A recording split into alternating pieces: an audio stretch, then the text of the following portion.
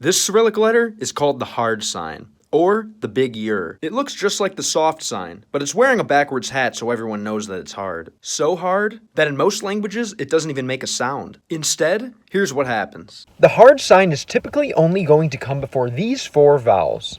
Vowels in Slavic languages are notoriously confusing. For example, this one can sound like a or ya. This one can sound like e or ye. This one can sound like o or yo. And this one can sound like u or yu. The pronunciations depend on the various different letters that surround the vowel. However, when the hard sign comes before these vowels, they're forced to respect its hardness and use the pronunciation beginning with y. For example, let's look at the word siest, meaning to eat up. If the hard sign is removed, it becomes sist, which means to sit.